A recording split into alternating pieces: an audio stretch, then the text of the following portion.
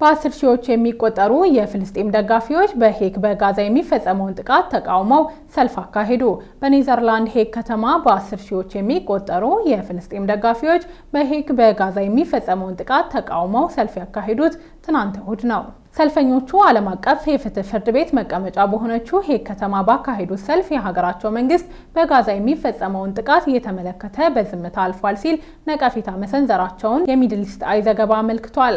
በርካታ ሰልፈኞች የፍልስጤምን ሰንደቅ ዓላማ ሲያውለበልቡ መታየታቸውን ያመለከተው ዘገባው በእስራኤል የሚፈጸመው የዘር ፍጅት ይቁም የሚል መፈክር በስፋት መስተጋባቱንም ገልጿል።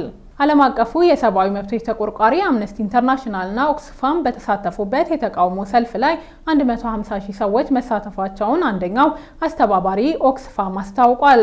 የተቃውሞ ሰልፈኞቹ ካሰሟቸው ሌሎች መፈክሮች መካከል ሌላውን አትጠብቁ፣ አንድ ነገር አድርጉ፣ የኔዘርላንድ ተባባሪነት ይቁምና ዝም ማለት ያለባችሁ ህፃናት ሲሞቱ ሳይሆን ሲተኙ ነው የሚሉ ይገኙበታል። በሄግ ፍልስጤምን የሚደግፉ ሰልፈኞች በአደባባይ በእስራኤል ላይ ተቃውሞ ባሰሙበት በዚህ ወቅት በጋዛ የተገደሉ ሰዎች ቁጥር 55362 መድረሱን የፍልስጤም ጤና ሚኒስቴር መረጃ ያመለክታል። ባለፉት 24 ሰዓታት ቢያንስ 65 ንጹሃን መገደላቸውን ሚድል ኢስት አይ ዘግቧል። የጋዛ የመንግስት ሚዲያ ጽህፈት ቤት ይፋ ባደረገው መረጃ መሰረት ደግሞ ባለፉት 3 ሳምንታት ገደማ ብቻ የእስራኤል ወታደሮች የምግብ ዕደላ በሚካሄድባቸው ጣቢያዎች ተሰልፈው የነበሩ 2649 ንጹሃን በእስራኤል ወታደሮች ተገድለዋል። እነዚህ ማዕከሎች በራፋና ዋዲ ጋዛ የሚገኙ ናቸው።